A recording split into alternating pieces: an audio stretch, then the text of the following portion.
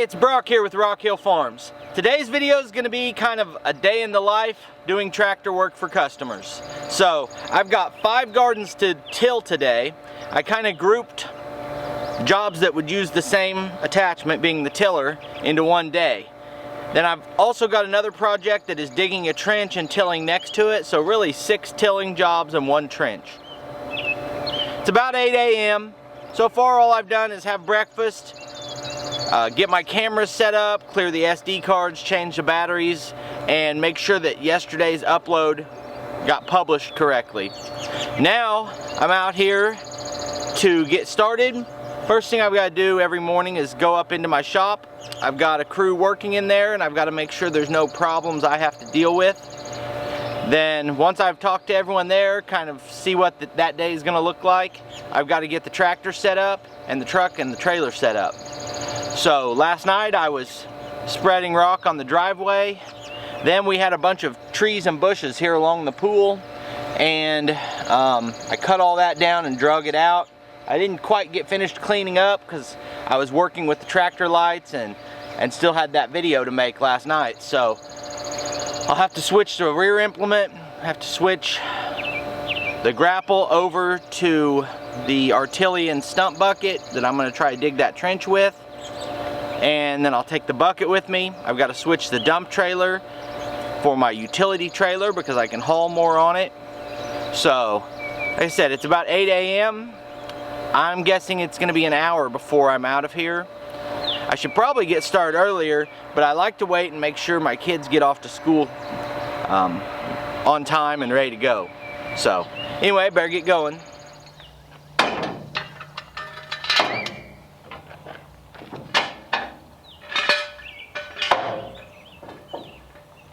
The equipment shed's really getting to be a mess. I need to take a day and just organize this better.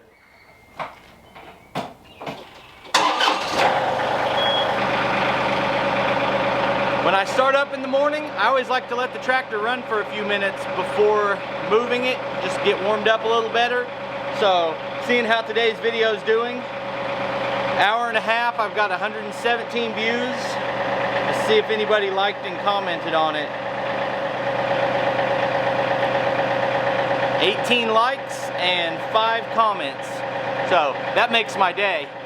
And we've already sold a couple pitching mounds, and those are the 2 main things I'm keeping track of all day is, what have we sold, communications from customers, and how many people are liking and commenting on my videos. It's really time consuming running a YouTube channel, making all these videos. So if you like the content, always hit that like button. It tells the YouTube algorithm that this is the kind of content they should spread to other people. So, anyway, let's get this set up.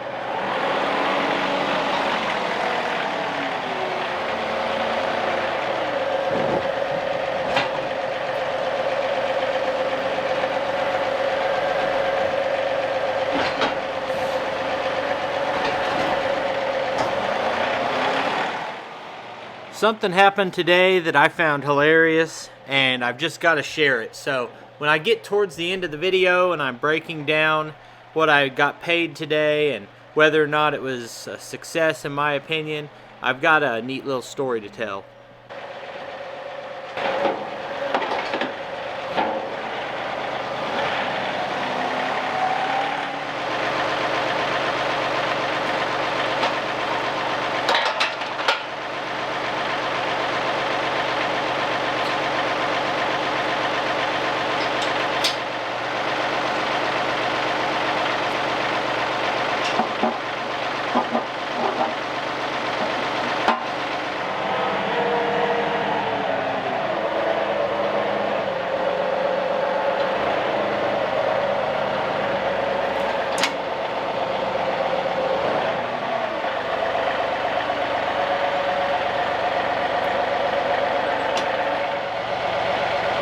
I'm going to have to adjust the top link out before I can pick that up.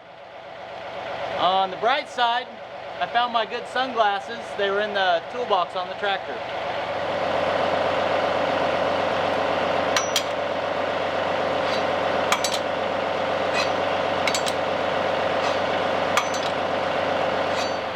Well, I was about to drive the tractor up on the trailer, and I realized I'm not just going to want the stump bucket, I'm also going to want the regular bucket. A couple ways I could do that. I think I'm going to drop the stump bucket up here, slide it over, then put the bucket on the tractor and do it that way.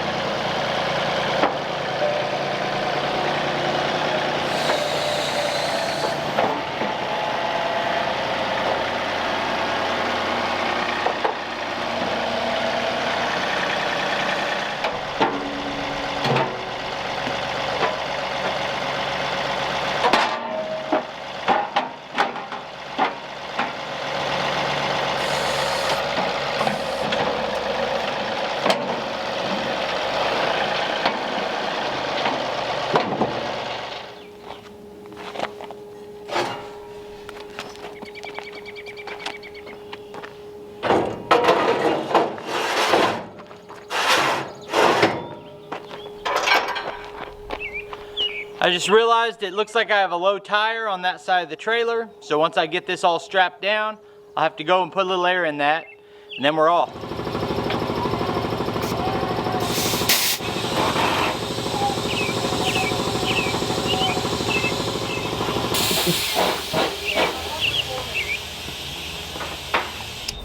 Alright, so I'm just headed down the driveway. I normally go to the first stop sign about a half a mile down the road. And then I get out, I check and make sure my straps are still tight. I make sure that I got the safety chains on, everything like that. I feel confident about having everything strapped down well, but straps can come loose or any number of things, so I always stop and check. Whenever I went up to air up that tire, I had one of my guys standing there waiting with an air hose and a chuck because he knew the last time I took the trailer out, I had to air up that tire. So you can't replace that kind of help, I tell you. It's to have people always helping you do your thinking, I guess. Then one of my other people stopped me, said we had less than a week's worth of packaging supplies. About every 2 months or so, we get a freight shipment of packing supplies. Strapping, buckles, edge protectors, plastic wrap, that sort of thing. And said we needed more of that, so I got that ordered real quick.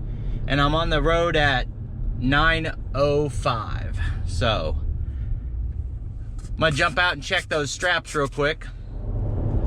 Alright, so tilling gardens is about as simple as it gets as far as making money with your tractor. They're quick, not much generally to go wrong, and some of these I can even drive the tractor in between them and I don't have to load and travel that way. So would be a pretty straightforward day, except for the one job that has the trench that needs dug. I could dig that with the bucket, it's just a swale. I could dig it with the backhoe.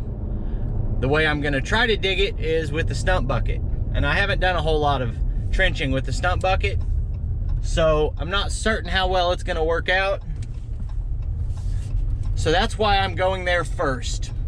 If there's one of the gardens I have to call them and say, hey, you know, I didn't get to it, I'll get it tomorrow, is not as big a deal as if I get halfway through digging that trench and have to leave. Or more likely what would happen is I'd stay and finish it and miss my son's baseball game. So I don't want to do that. So I'm going to start my day at the most complicated job.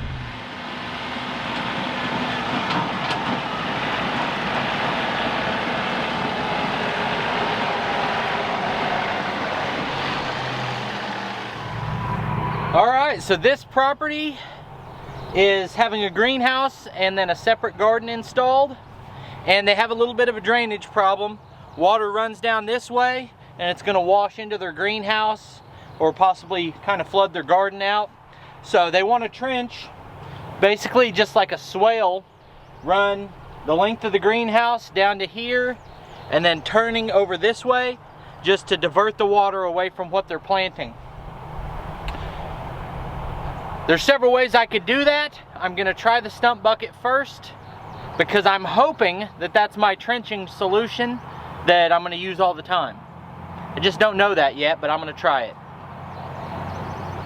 Then after that's done, I'll till up the area between the greenhouse and the trench. See what time I'm actually starting the work. It's 10:03, and every morning I publish a video at 7 a.m. and at 10:01 YouTube will show me how much people are watching that as far as a percentage of the video. So yesterday's video is spreading rock with the dump trailer, learning how to tailgate. I thought that went really well. I was really happy with the video. It's getting 6 minutes and 10 seconds of average watch time on a 10-minute and 20-second video. So just under 50%, or right at 50%. So I'm really happy with that. Hopefully this video does that well. So I'm gonna take the regular bucket off, put the stump bucket on, and start digging.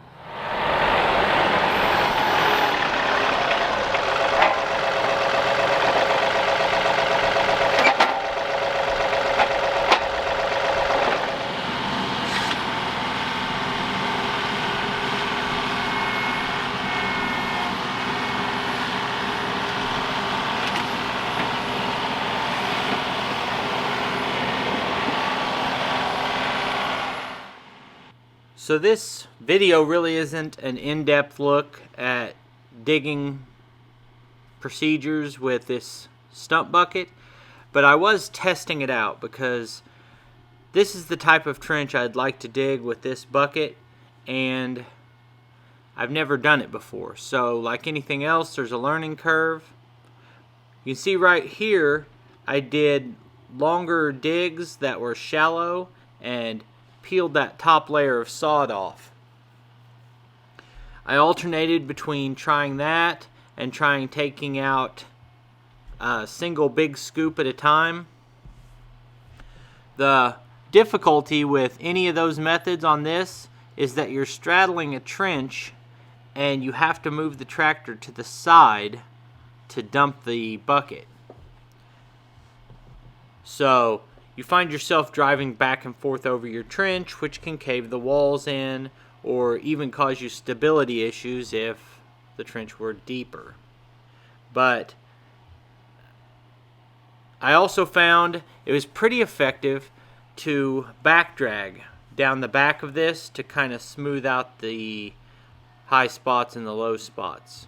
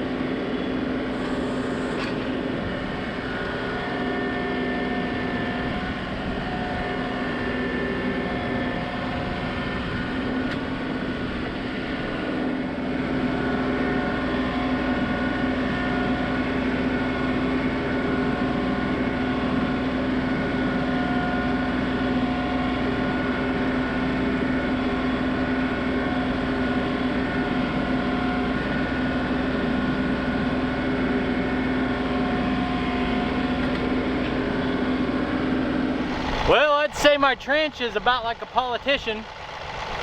It's crooked, it lacks depth, but if they can get by with it for 4 years, they might be able to get something better. So, The way I dug this, scoop and then move over and dump, and I kept changing my pattern I was doing. What I've got is, instead of one ridge like you might normally have, I've got just big clumps of dirt all over the place. So I'm running my tiller an inch above the ground and just running over those, shredding them up so I can back drag them and spread it across, because I really don't want to leave just random piles of dirt everywhere. I want to make it as clean a work site afterwards as I can. So let's get back to it.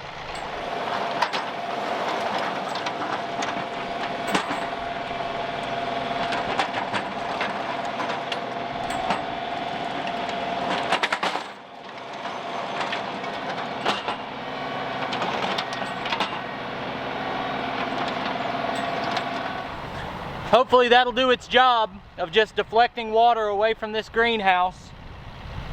Now I'm going to take the bucket and clean out anything that might have fell down in there, the full-size bucket. Clean out anything that might have fell down in there. I'm going to back drag the dirt off these clumps and just spread it around.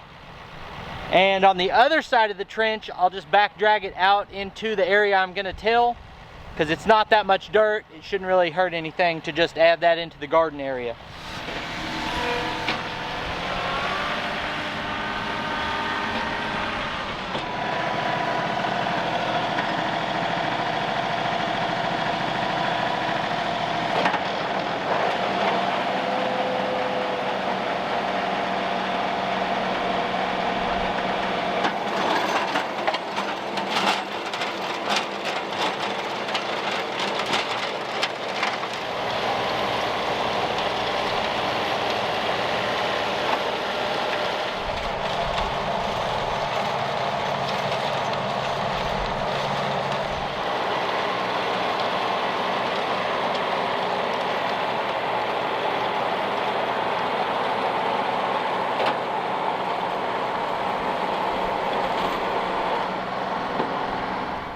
All right, well, this project's done. Let's see what time it is. 11:50. So I was an hour and 50 minutes on this job. I bid $200 for the job. So, you know, even if you factor in the prep time and the drive time, not too bad. I'm a little disappointed in the way the trench came out. All he's wanting is to keep the water from running down this hill and flooding into the greenhouse, but it's not perfectly straight. It's inconsistent depth. I got better as I went. I felt like I was more efficient and dug a better trench on the other end than I did down here, but all this is tilled. You can barely even tell, but I went over it both directions. I normally go over it both directions, but I couldn't because of my trench, so I went over it twice this way. Anyway, I hope the customer's happy with it. In my mind, as I'm doing it, I'm like, this should be graded. I should have brought the transit level and guaranteed that I had slope the entire way so I don't end up with water sitting in certain places. But when I was talking to him and bidding it, that's not the conversation we had. I was kind of just envisioning doing it this way. So if it needs done better, I'll come back and do it better. Let's get to the next one. All right, until a year ago, this was my front yard. Now, we still own the house, but I rent this out to my daughter. It's kind of a centralized location between the next two tilling jobs. So I'm gonna park the truck here, drive the tractor to those houses, till them, and then for the third one and the fourth one, I'll have to bring it up on GPS from where I'm at and see if it's faster to drive the tractor there or to come back to the truck and drive the truck there, because they all have the same address of this town, but two of them are outside of town. I haven't really checked to see how far outside of town.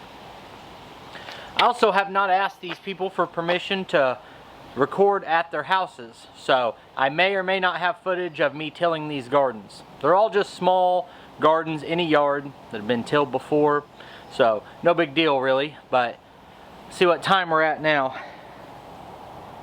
It is 12:30, so I've got 4 hours to get these gardens done and get to my son's ball game.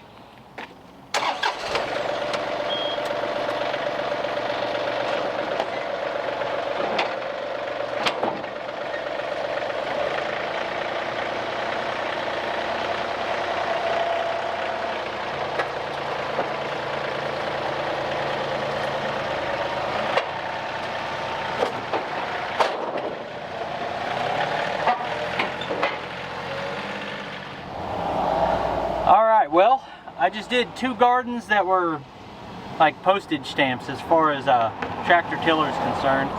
They were maybe 10-foot square for each of them, and both of them within about 4 blocks of each other, right next to the house I own there in town. The next one is 2.8 miles outside of town.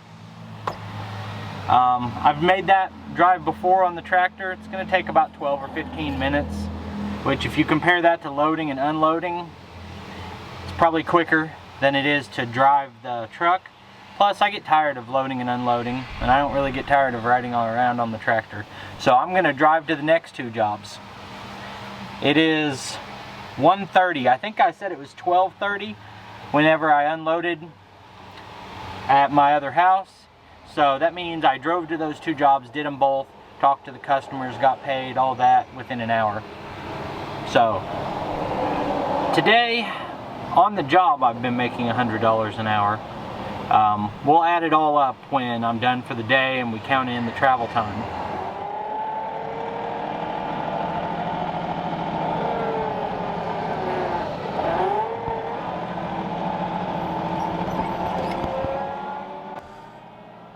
It feels a little weird driving the tractor down the road like this. Luckily, everywhere I was going here either had a stretch of shoulder wider than the tractor, especially once I get a little further up, or it was a country road where people are used to having tractors on the road. So, wasn't too bad.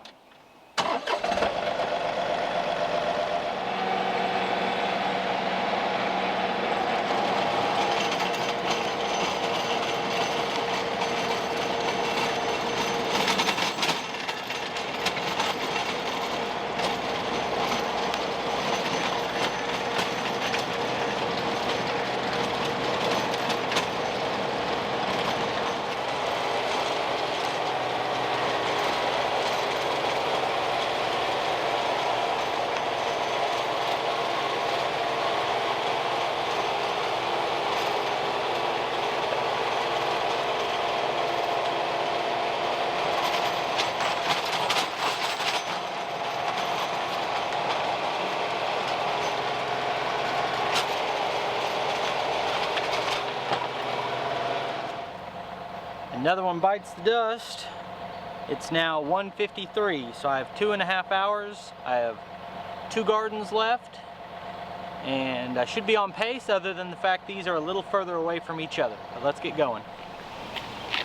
Alright, so 2 of the gardens were, see, we had 4 blocks from here and then 4 blocks from that, and then 3 miles out into the country, and then on the way back I hit another one that was a mile away, and then I'm back here.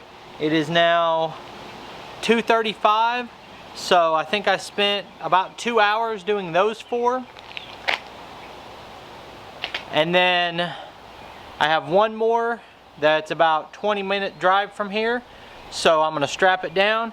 I should make it through all of them and have a pretty good, successful day, I would say. And at the end, I'll kind of give you a summary of what I was paid for all this and what that works out to per hour for my time today. Alright, well, it's 3:30 and I've got all my jobs done. So I've got 1 hour to unload the tractor, disconnect the trailer, get to the ball game, which is about 20 minutes away. So I'd call it a really successful day. Now, as far as the income from that. So the first job took 2 hours, got paid $200. Then I got $50 for each of the gardens. There were 5 gardens. So $250 plus the $200 is $450 for the day. The 4 gardens that I did around my hometown, I did all 4 of those in 2 hours for $200. So that feels like $100 an hour. Doing that first job in 2 hours feels like $100 an hour. Because while I was there, it was $100 an hour. And then the last one with the drive time, it's all in how you look at it. From when I left the other ones to getting back home, I guess I had another hour in that for $50. But if you start whenever I turned the camera on at 8 o'clock this morning, and I had the wrong trailer on, I had the wrong attachments on the front and the back of the tractor, all the prep work, driving between the jobs, stopping for gas, stopping for lunch, answering phone calls from customers, you add it all up, you're looking at 7.5 hours for $450. So that's what, $60 an hour? Now, everyone talks about wear and tear on your equipment. So how many hours did I put on the tractor for that $450? It ran almost the full 2 hours at the first job. Then I'd say an average of 15 minutes per garden. So an hour and 15 minutes. Let's say 3 hours and 15 minutes. Then I drove it for 30 minutes, so 3 hours and... So I put almost 4 hours on the tractor today, but there was only maybe 2 hours on the PTO, if that. Probably a lot less than that. And I think the PTO work, I guess, is probably harder on it than just having the tractor running. And some of that digging I might have been pushing in pretty hard, but you know, it's a tractor and it's made to work, so I don't worry too much about that. And one day like this pays for a year of insurance. The fuel in the tractor is like nothing, like 10 bucks today, less than that. Fuel in the truck, I didn't keep track. What I maybe spent $25 on fuel. So to me, this was a very productive day. If I could line jobs up like this, I would do this every day. And sure, I'd get tired of it after a while, but you know, at least I love running your own show, as opposed to, I did 20 years in the manufacturing world and I know what that's like, and I would rather do this. So, you know, that's my preference. The job gives you a security blanket that you can't get on your own, but it's been 4 years since I've worked for anyone else, and even in the hard times when maybe things aren't going well, I'd rather sink on my own ship than ride on somebody else's, I guess is the way to say it. So I had a funny story at this last job. So every time I stop, or every time I load the tractor or unload the tractor, I kind of walk around and I look for things wrong. That could be flat tire on the trailer, something bent, a pin coming out, fluid leaks. I just look for problems, because if problems happen and you need to know about it as soon as it happens. So I loaded the tractor at this last tilling job, which happened to only be like a mile from here. But I loaded the tractor up and I walked around, like there's fluid running down the wheel on the trailer. Like from the center of the wheel, there's a yellow fluid in the rim, and I'm like, how would I be leaking fluid? Because, you know, the tractor wasn't directly above that wheel. Like, there was no spray where it wasn't coming off the tractor. It was like I was leaking fluid out of my wheel on my trailer. I said, that doesn't make sense. How is that happening? I thought, well, standard thing, what do? You say, I wonder what kind of fluid this is.